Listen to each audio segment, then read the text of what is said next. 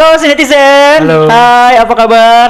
Semoga kalian sehat-sehat aja di masa pandemi PPKM ini. Kita berdua ini hari ini mau bahas film action komedi Iya. yang berjudul Hitman Wife's Bodyguard. Now let's go do what we do and blow some things up.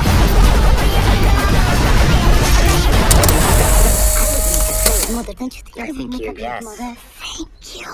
It must be your powerful A6. Film Hitman's Wife's Bodyguard ini tayang di Amazon Prime Video dan disutradarai oleh Patrick Hughes. Itu orang masih Inggris ya. Iya.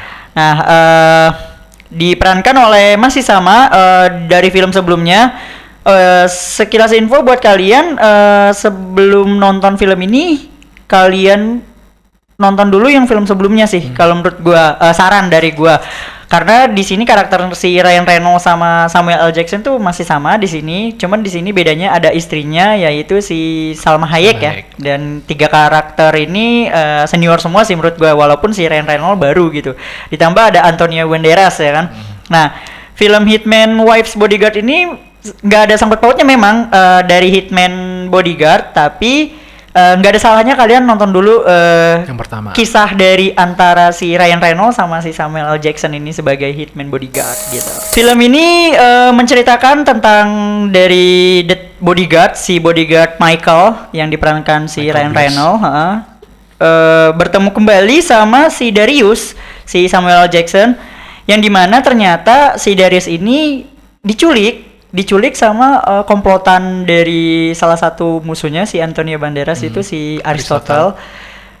Nah, akhirnya setelah diculik, istrinya si Salma Hayek atau si Sonia ini meminta bantuan ke si Michael Byers untuk menyelamatkan si Darius, karena si Darius mempercayakan si Michael untuk membantu menyelamatkan dia gitu. Namun ternyata aslinya itu bukan dia gitu, yang tidak diharapkan kecuali dia, tapi ternyata istrinya bilang salah dengar gitu, salah nangkep ya kayak gitu. Jadi akhirnya muncullah adventure dari mereka berdua, dari si Michael Byers menyelamatkan Darius sama si Sonia.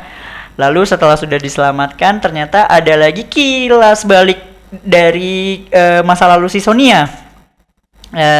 Dimana pas ketemu sama si Aristotle, ya udah gitu. Nah, secara kronologinya sih gitu ya, yang tadi udah gue jelasin kenapa bisa terjadi seperti itu. Tapi menurut gue plotnya ini tuh bertele-tele sih mas. Menurut gue cerita di awal kan mereka tujuannya utama mau nyelamatin si Darius.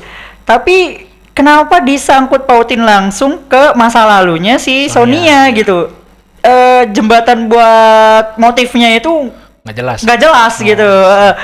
Terlebih lagi sama si Michaelnya tuh yang jadi bodyguardnya, dia harus nyelamatin ini. Terus habis itu udah kelar, kehilangan ini juga kan, license juga kan.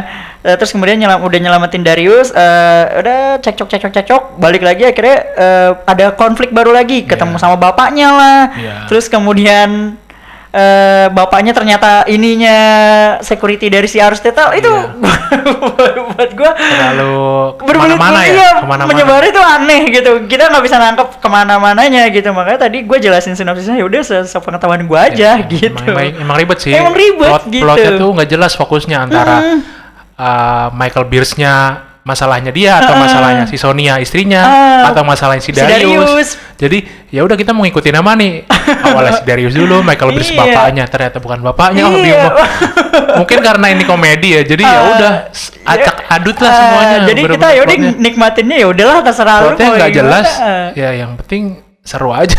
Seru oke sih kalau walaupun nggak jelas, bener-bener nggak nyambung lah. Iya, nggak nyambung ceritanya. Karena menurut gue tuh dari awal lepas si Byers nggak ada license-nya, terus kemudian disuruh tiba-tiba dia pensiun, ya kan, terus tiba-tiba didatengin lagi sama si Sonia untuk buat bantuin Darius diculik, itu udah aneh nih, apa sih? Maksudnya kan ini dia kan harus nikmatin masa pensiunnya gitu, kenapa tiba-tiba disuruh beraksi lagi? di psikiater kan, Iya, disuruh di tenang situ disuruh malah tenang, gini. jadi malah kenapa disuruh action lagi? Apalagi di sini dia nggak boleh megang senjata. Di situ Kayak udah- pemulihan lah iya, malah jadi kayak gitu. Jadi bingung kitanya mau ngikutin Michael Bierce-nya atau kisahnya Sonia-nya Iya, ya kan? masih Dariusnya Agak bingung kan? Iya, tambah lagi konflik sama bapaknya dan si Aristotle. Aristotle Aduh, lagi, udah ya. buat gua udah Campur bikin. aduk lah semuanya. Terus sama kan di sini banyak plot twist tuh. Plot twistnya tuh aneh-aneh, Iya. mulai dari Betul, bapaknya. betul. Dia bingung bapaknya kok hitam. Oh ternyata ada plot twist di belakangnya, ada lagi. bukan kandung. Terus dia akhirnya diangkat jadi anak gitu. Iya. Wah itu plot twist banget, itu parah itu. Plot twist yang bener-bener gila. di akhir. Udah ada twist ditambah lagi Iya. ya. Terus istrinya ternyata Pertama latar lupa belakangnya, ingatan. ternyata nggak kayak gitu. Iya. Plot twist. Kok banyak banget plot twistnya, jadi makin nyampur, makin aneh ceritanya. Udah bener-bener. Untuk plot yang amburadul ini kan apa namanya udah kita bahas lah tadi lah. Kita masuk ke berantakan ya. karakter yang udah top semua nih pengisi cast-nya nih. Iya. Gimana nih? Buat gua udah nggak perlu Asal dikomentarin komen lah ya. Kita Top udah class tahu semua ini. udah kita tahu lah ada Antonio Banderas kayak gimana, terus Morgan Freeman juga kayak gimana, Samuel L. Jackson. Bahkan Salma Hayek pun juga gua lumayan ngikutin beberapa Iya. filmnya gitu, dan di sini memang gila, dia gokil banget. Parah. Yang paling mencolok sih memang di sini Iya, cuma dia karena doang sih. Brutal lah dari semuanya, seksinya, Iya, bau apanya, seksinya, gila ya. boobsnya dimainin. Menggoda apa Iya, semua menggoda. bener-bener. Dan lagi paling menonjol dia sih di sini. Nah, yang paling menonjol dia, dan tambah lagi si Samuel L. Jackson hentai banget, hanya mesum banget di sini. Dua-duanya sih sebenarnya Iya. ketemu pas banget.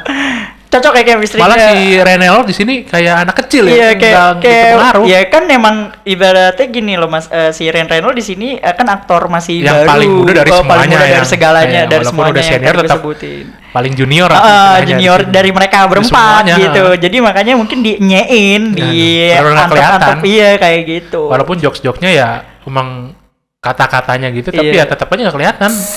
Bicara acting, kita tadi udah bahas, nggak perlu diraguin lagi dari mereka berlima. Nah, ini gua ada sih satu yang mungkin menurut gua kurang enak didengar gitu untuk penonton yang muda-muda gitu, karena kan ini film menurut gua dewasa ya, R-rated R-rated lah ya, jatuhnya 18 plus lah, karena pemilihan kata-katanya tuh dari teknis, Jokes-jokesnya jokes dewasa jokes semua. dewasa, terus kemudian bitches lah, fuck lah, ini segala udah share bastard Impotent ini, apa, iya semua itu, bener-bener. baik dari about seksnya, Iya. about boobsnya, about ass-nya, about dari bagian dari rasis semua juga ada. vagina-nya, udah semua disebut tuh di situ, bangke banget. Dan di sini gue ngelihat Samuel L. Jackson tuh lepas banget kayaknya ngomong kata-kata gitu. Kayak udah sehari-hari ya. Iya, bangke banget. Untuk teknis, gue cuman sayanginnya itu sih. Tapi karena mungkin Dialog, ini komedi diangkat dewasa mungkin. action komedi, ya mungkin komedi dewasa, komedi adult. Ya, jadi mungkin dengernya enak gitu, pas gitu kalau untuk mereka. Tapi kalau buat yang nonton Yang nggak netizen biasa kita, dengan jokes-jokes kayak gitu mungkin agak terganggu. akan agak risih gitu Risih. dengan apa sih bapak-bapak kok jok ngomongnya gitu. Kayak Mungkin gitu kalau di sih. sana udah menurut biasa gua. mungkin. Iya, kalau mereka Jadi mah ya buat kita biasa. ada timur mungkin nggak biasa. Ya kan kalau dari si netizen kayak kita nih, kayak ibaratnya yang orang penonton awam lah kayak gitu, dan disuguhin film ini, itu pasti mereka akan keganggu sih kalau menurut gua. Tapi Secara tetap- teknis. tetap kocak sih. Iya, Walaupun, lucu, karena kan action comedy. Bawaan merekanya yang udah kayak gitu udah natural jatuhnya, iya, ya kan? apa ya, mereka teriak ngomong kata-kata kayak gitu buat mereka walaupun udah biasa, tapi tetap aja ngeluh apa ya, konyol gitu, kelihatan Jatuhnya jelas konyol banget. walaupun jorok banget. Iya, jadi kayak gitu.